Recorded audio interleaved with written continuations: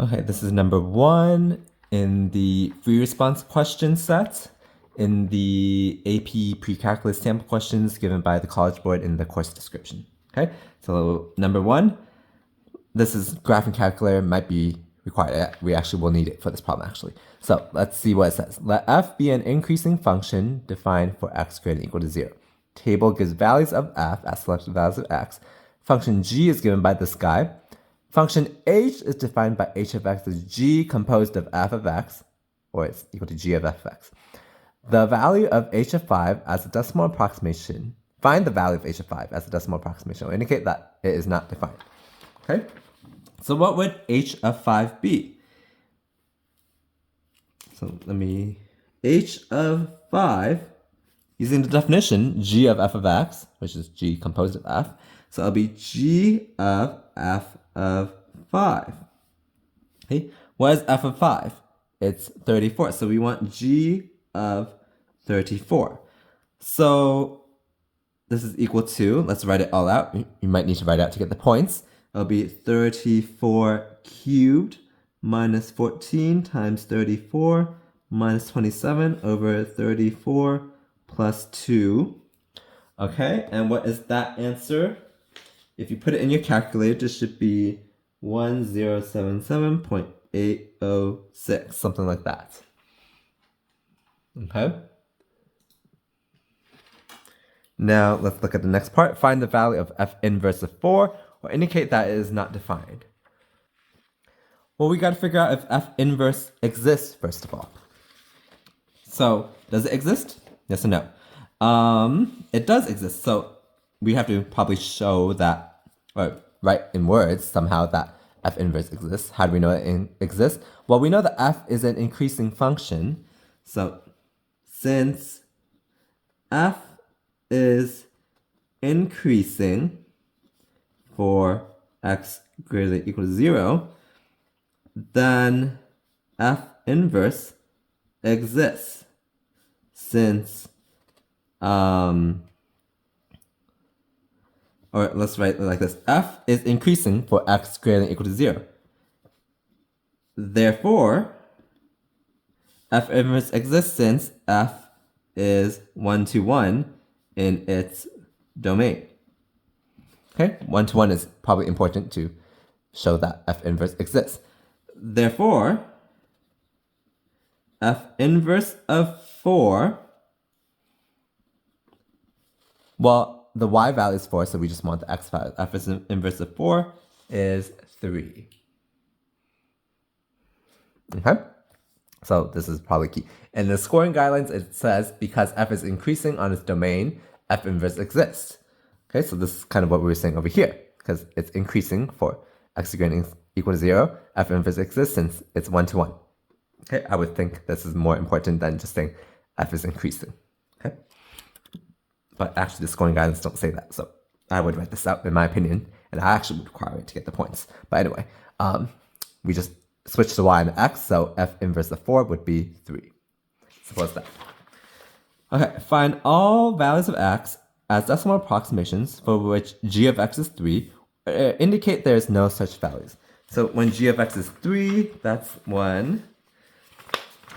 So g of x is this guy, so we just want x cubed minus 14x minus 27 over x plus 2 is equal to what? Is equal to 3. So we need to plug this into our calculator and see where it is. Okay, and I have it already over here. So, whoops, it's only when it's this value, so let's find the intersection. That's when x is equal to 4.875324. Okay, that's the answer there. Determine the end behavior of g as x decreases without bound. Express your answer using the mathematical notation of a limit. Okay, so we just need to write that the limit, so it's when x decreases without bound. So it's when x approaches negative infinity of, what's the function that we're interested in? G of x. Okay, so we look at our graph again.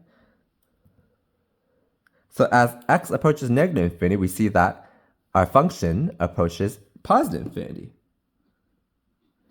And that's our answer. As simple as that.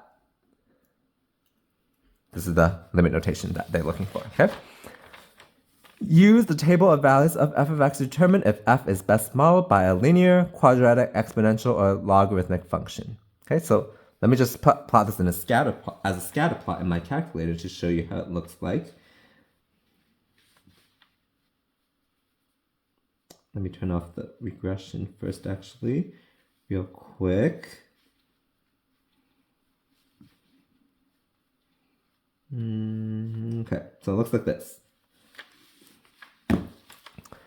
All right, so those are the points. Now, which one would it be best modeled as? Clearly, it's not linear, right? Because it looks like that. It's not linearly growing.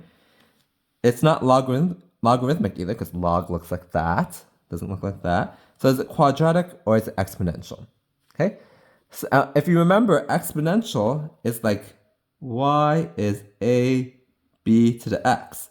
If this is the model, then our y's can never be negative, but we have some negative values, so it cannot be exponential. So the answer is quadratic.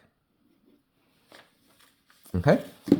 Give it reason for your answer based on the relationship between the change in the output values of f and the change in the input values of f.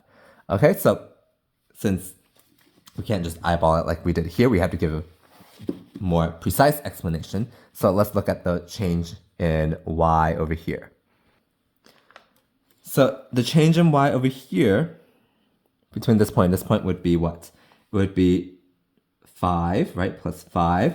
Over here, it would be plus 5 and another 4, so plus 9. Over here would be plus 13. And over here would be plus 17, right? So we notice that the change in the change, so the change between this plus 5 and plus 9 is 4. Change between plus 9 and plus 13 is 4. Plus 13 and plus 17 to change is 4. So that's the reason why it's quadratic also. Because we see that the second differences are a constant value of 4 over equal length input intervals. Okay? Therefore, a quadratic model is best. As simple as that. Okay? And that's it for this first one. I'll call it a part here, actually. Please like this video if you found it helpful. And please subscribe to the channel also if you haven't already. And you'll also get notified for when I do the next problem, problem number 2.